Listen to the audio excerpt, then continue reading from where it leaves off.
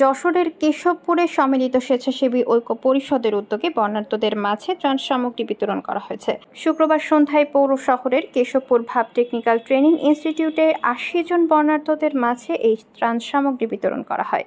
বিভিন্ন এলাকার বর্ণাঢ্যদের মাঝে ত্রাণ সামগ্রী হিসেবে দেওয়া হয়েছে চাল, ডাল, তেল ও আলু। ত্রাণ সামগ্রী বিতরণকালে উপস্থিত ছিলেন স্বেচ্ছাসেবী এনামুল হাসান নাইম, বাবু বিশ্বাস, কামরুজ্জামান রাজু, গোলাম কিবরিয়া, এনামুল কবির সবুজ, নাজমুল ইসলাম, শেখ মাহিদুল হাসান ছোটন, বিশ্বাস জাহিদ হাসান, আবদুল্লাহ, আবু সাইদ, নয়ন হাসান, সোহেল রানা, শামীমুর রহমান, আবু দাউদ, রাসেল আহমেদ, ইমন হোসেন, তুহিন রেজা, তাজবিদ হোসেন তাজিম, মাসুদ রানা, কামরান হোসেন, রনি হোসেন, হেলাল খান প্রমুখ। ত্রাণ সামগ্রী পেয়ে বর্ণাঢ্যরা খুশি প্রকাশ করেন। এর আগে কেশবপুর সম্মিলিত স্বেচ্ছাসেবী ঐক্য পরিষদের উদ্যোগে উপজেলার বিভিন্ন এলাকার বর্ণাঢ্য ২০০ পরিবারের মাঝে ও পাইগাছার হরিণখোলা এলাকার ৪০০ পরিবারের মাঝে ত্রাণ সামগ্রী দেওয়া হয়। কেশবপুর উপজেলার বিভিন্ন এলাকা থেকে আর্থিক সহায়তা সংগ্রহ করে সব ত্রাণ সামগ্রী দিয়েছে স্বেচ্ছাসেবীরা।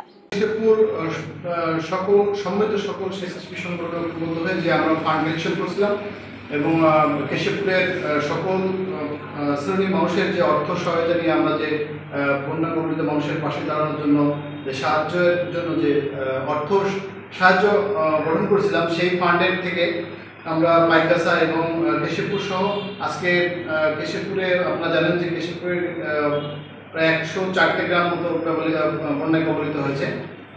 তো আমাদের যে ফান্ড ছিল সেই ফান্ডটা কিন্তু পর্যাপ্ত ফান্ড যেটা ছিল সেটা কিন্তু আমরা পাইকাসা এবং কেশবপুরের দ্বিতীয় ধাপের খরচ করেছি এবং আমাদের যে কিছু সংরক্ষিত ফান্ড ছিল সেই ফান্ড দিয়ে আমাদের যে যতটুকু সম্ভব আমরা আজকে কেশবপুরের বন্যা যারা ক্ষতিগ্রস্ত হয়েছে তাদের পাশে দাঁড়ানোর চেষ্টা করছি।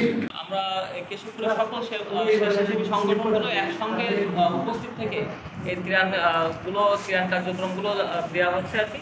এখানে আমরা বিভিন্ন মানুষের কাছ থেকে আর্থিক সহায়তা সংগ্রহ করি, সেখান থেকে যে অর্থ সহায়তা পাই সেই অর্থ সহায়তা থেকে চাল, ডাল, আলু, তেল এইগুলো সামগ্রী কিনে আমরা আজ ৮০টি পরিবারের মাঝে বিতরণ করেছি।